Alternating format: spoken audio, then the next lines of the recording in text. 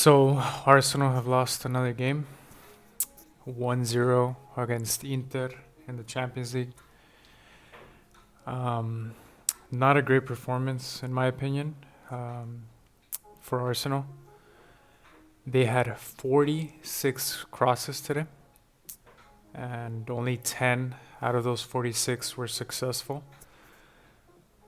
So that just confirms what I saw, especially in the second half. Um, just cross after cross after cross after unsuccessful cross, and just so repetitive and unsuccessful. And I just found it um, such a bad strategy, tactically wise, and pretty much from Saka and Martinelli especially. Um, their crosses are just being unsuccessful. Um, I think Saliba had a missed header right in front of the goal.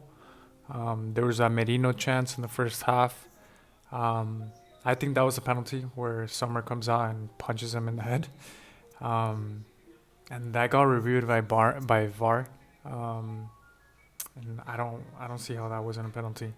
Um, Inter scored their penalty that they got from a handball from Merino as well. I don't think that was a penalty as well, but I'm not gonna complain or anything. It is what it is. But regarding Arsenal's tactics, their performance, I thought it was lackluster, uninspiring, and just uncreative. It was not good enough. And there's just been a recurring theme in the past 5, 10 games. I don't know, since Odegaard got injured, pretty much like that lack of creativity. And it's good to see him get some minutes on the pitch today. With even though Havertz had to come off from that gash off his head, and it's just kind of ironic, like all these crosses into the box unsuccessfully, and they pretty much end up resulting in Havertz getting injured or getting that gash off his head. Hopefully, I don't think it's too bad, but um, yeah, it's kind of like symbolic of like how unsuccessful the crossing was um, today. Martinelli, I think he got the player of the match on SofaScore, which I completely disagree with. And it just kind of shows, like, just from the eye test, I thought he was one of the worst players on the pitch. It's just so frustrating to watch. And sometimes I think Timber looks more dangerous on the left side sometimes, attacking, than Martinelli. Martinelli just looks so one dimensional. And his crosses and his finishing, and Saka as well, just look so lackluster. Um, and in terms of the duels, Inter won 53% of all of their duels. Um, so Inter won on the duel side, even though Arsenal dominated possession, and pretty much, especially in the second half, we're just in their final third. But Inter had such a great defensive performance, in my opinion. They had 10 block shots. Um,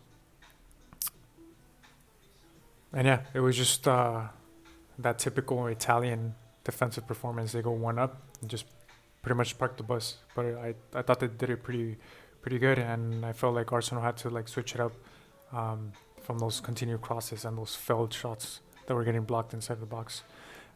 Feel like they're lacking that incisive through pass that Odegaard has. Those breaking the line passes, and those big chances.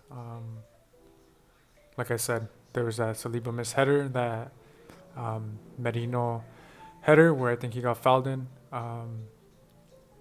That Havertz shot that gets blocked inside the box. That could be more. I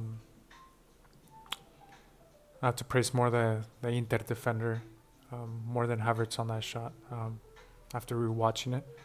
Um, but the set pieces as well, the corners. I believe Arsenal had like 13 corners, and I think Inter had like one or none actually. But I was watching the commentary in Spanish, and even the commentator said like they're pretty much doing the same play every time. It's just all start in the second post and crash the first post, run into the first post, and it's just the same play in set pieces and corners as well.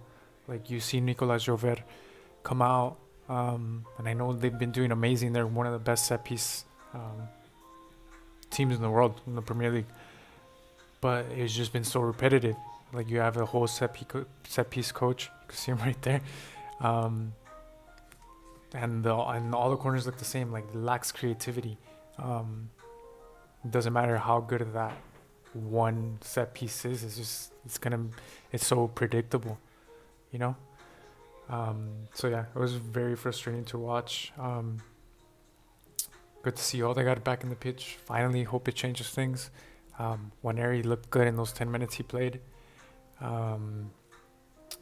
What else? I think Timber was probably one of the best players of the game, and Rice didn't travel. Rice didn't play. But other than that, I don't think it was too bad of a performance, despite the lack of creativity. Waneri looked good off the bench. I think he looked electric. But overall, it wasn't a terrible performance. It was an okay performance. But definitely lacking creativity, passes that break the line. And when you get such few chances against teams like Inter that have a pretty good defense, you have to be more clinical. And Arsenal simply wasn't today. So yeah, hopefully that creativity and that goal threat comes back soon against Chelsea this weekend, and hopefully we get to see more of Odegaard and just better performance overall from Arsenal.